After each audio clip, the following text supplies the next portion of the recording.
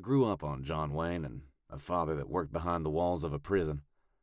I guess it was inevitable that I not only learned to fight, but I learned to enjoy it a little.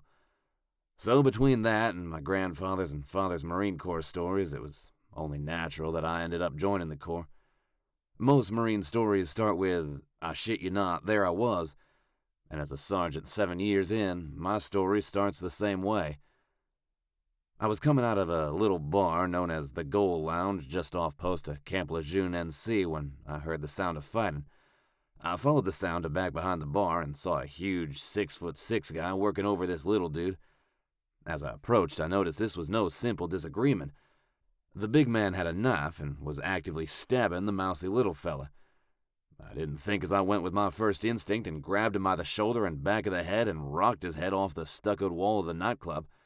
As a 6'3", 190-pound Marine, I expected it to take big man out of the fight. It didn't. The fact that he wasn't knocked out did not surprise me as much as what I saw when he turned to face me. The skin of his forehead was torn away in a gash, and greenish-blue scales lay under the open skin, dangling from my opponent's forehead. More frightening than that was the quick flash of reptilian slit pupils before returning to normal human eyes. It is one thing to watch late-night TV and hear about conspiracy theories concerning lizard aliens hiding on Earth and influencing our government. It is another thing entirely to actually see one.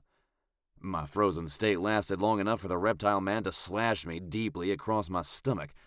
Luckily, my training took over as I closed with him and wrapped my chest and arms around his knife arm. He could not cut me anymore as my body formed a shield locking his shoulder and elbow. I attacked his thumb and worked to pry the knife loose while kneeing him repeatedly. Once he dropped the knife, I elbowed him in the side of his head and lifted his arm up and slipped under it. With my right hand, I pulled his arm straight out from his side.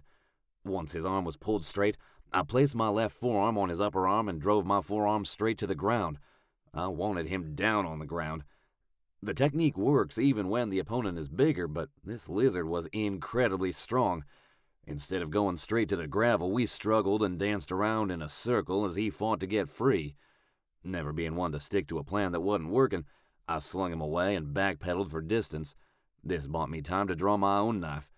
At this point, the lizard man pulled out a second knife from inside his jacket.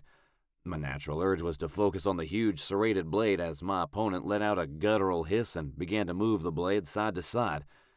My father named me William Tell, after both William Tell Sackett of the Louis L'Amour Westerns and the real-life William Tell of apple-shooting fame.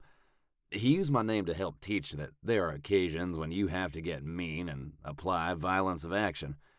In this case, the only real option was to close the distance aggressively with the knife man and show him what happens when you mess with a Marine.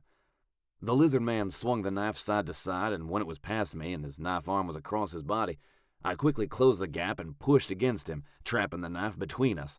With quick sewing machine motions, I went about stabbing him as deep and hard as I could. We ended up in a clinch, my left hand pushing his right arm against his body so he couldn't cut me. My right hand held the knife as I stabbed him repeatedly in his guts as fast as I could. While it is fair to say I was the last one standing, it is not quite fair to say I won the fight.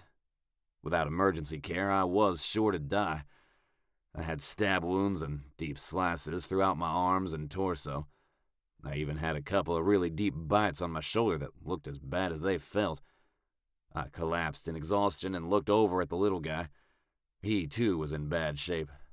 Like the reptilian attacker, his skin peeled back in places to show a pale gray skin.